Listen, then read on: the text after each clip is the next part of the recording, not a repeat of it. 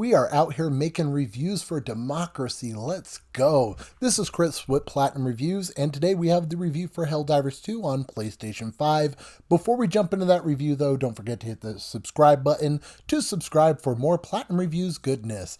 Other than that, let's jump right into the review. Now, I've been a fan of Helldivers for a long time. I played Helldivers 1 when it first came out. I want to say it was 2014 on the PS4. I played so many hours of it. And so when Helldivers 2 was announced, I was super excited. And I feel like I've been playing way too much Helldivers. I think when you hit that wall of too much time in a game, you start to quote the game. And I've been doing the whole for democracy randomly. I farted earlier and I told my wife, how about a taste of liberty? And she was busting out laughing and confused why I would say something about liberty. And so I had to explain it to her and whatnot.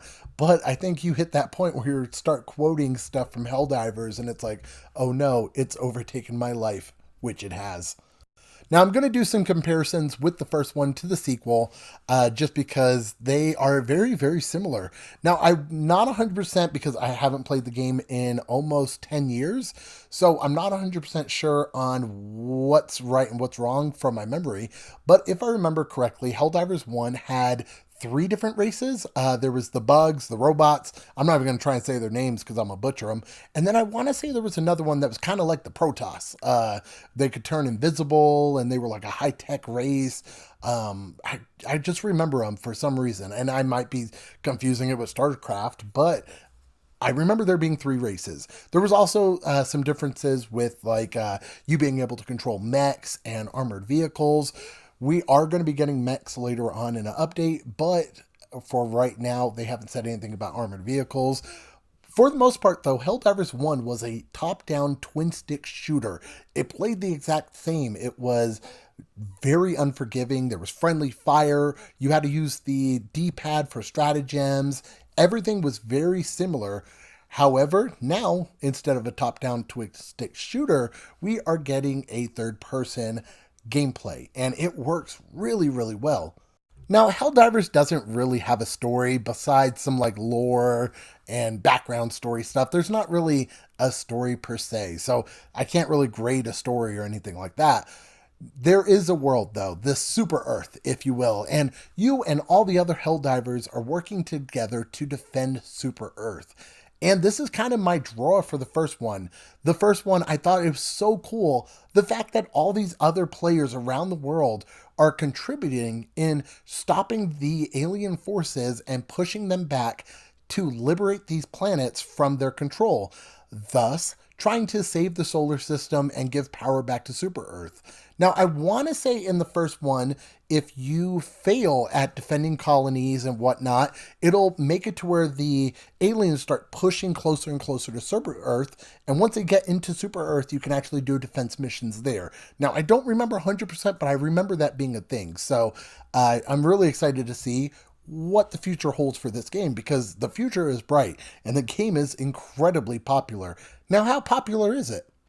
Well, let's just say this is my first big issue with the game, is the servers. The game was so popular, and I'm pretty sure most people watching this will be aware, but the game was so popular that it was unplayable for about the first week or two that it came out. You couldn't play it. You would go to boot it up and you would stick in a queue for just ever and ever. So I played it for the first few days that it came out, but then the popularity soared. And it was to where I could not get on. They capped the server count at, I think, 250,000 or 450,000. I can't remember exactly. But if you weren't one of those lucky people, you would be sitting there for hours and hours.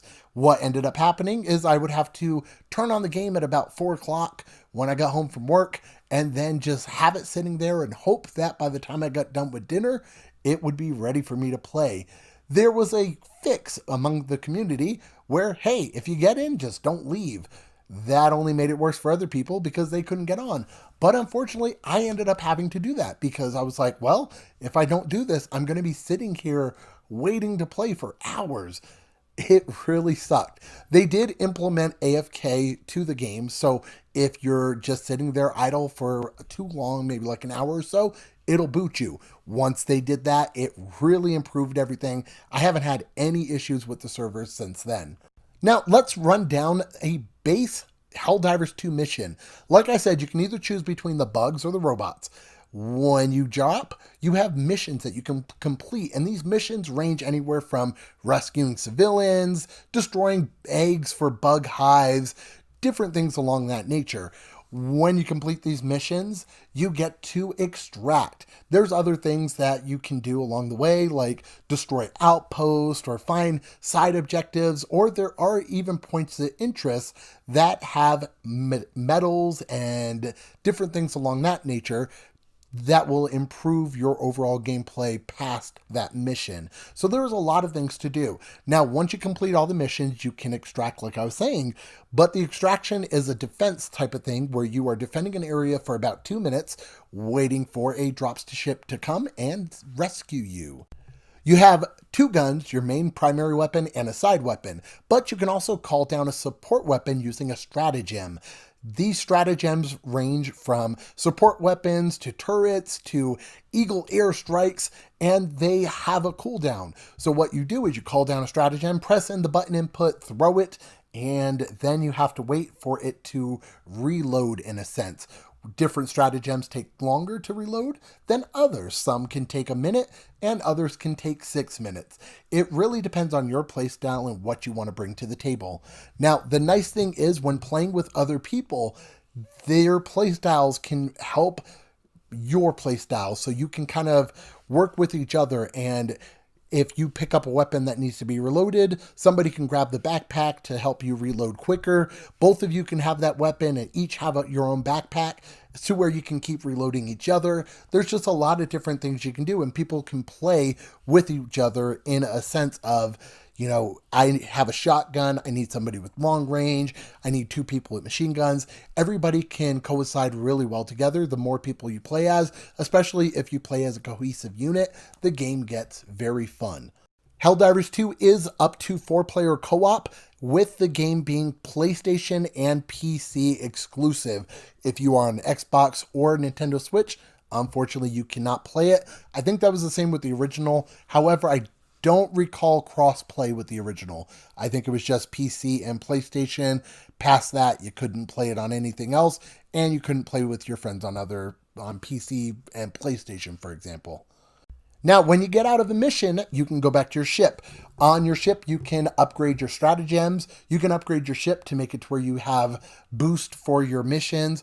You can also use your War Bond medals to unlock different equipment within the battle pass type things. There's 2 battle passes, one's free and one's paid. Now, the nice thing is, as you play the game, you can find these points of interest, which I brought up earlier. Sometimes you will find super credits in there. And those super credits, I don't think it's a lot, but you can use those super credits to pay for the battle pass. So even if you don't want to chalk out $10 to pay for the battle pass, you can just play the game and eventually have enough to unlock it. Might take you a little bit, but at least they do give you the ability to not have to spend money if you want to work for it.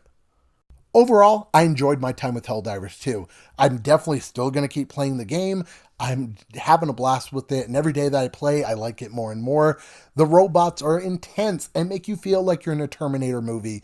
They shoot back and they hurt, and they are so much fun to play as, but it really increases the difficulty so much more than fighting the bugs. And the bugs are completely different. It makes you feel like you're in Starship Troopers, where the bugs are very fast and they jump and lunge at you and they swarm you from everywhere. It really has a unique gameplay style to where you can have one side be the robots and play completely different than if you decide to do the missions with the bugs. And I think that is the biggest draw of Helldivers 2.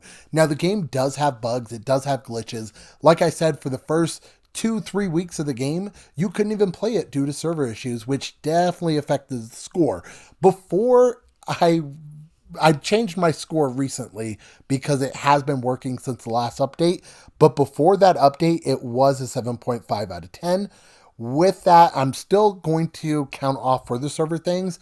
But since it is fixed, I'm not going to count it off as much, just because, we are able to play the game now. Now, the issues I do have with the game besides the server is there are some times where you go to add somebody to your game and they don't show up properly in your friends list. I've had it to where enemies fall into the ground and you can't shoot them, but they can still hurt you.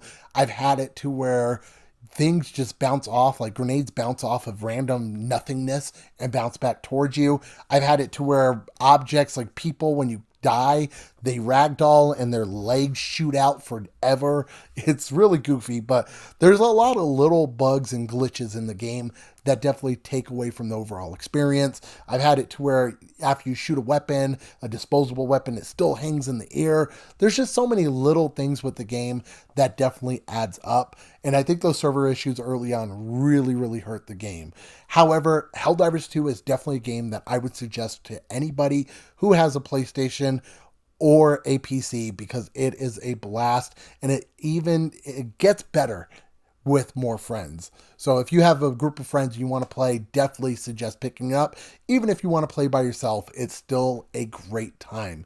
I would give Helldivers 2 an 8 out of 10. If you have any questions about the game, let me know in the comments down below. As always, this is Chris with Platinum Reviews. Don't forget to hit that subscribe button and like the video. I'll catch you guys in the next video. As always, keep getting those trophies.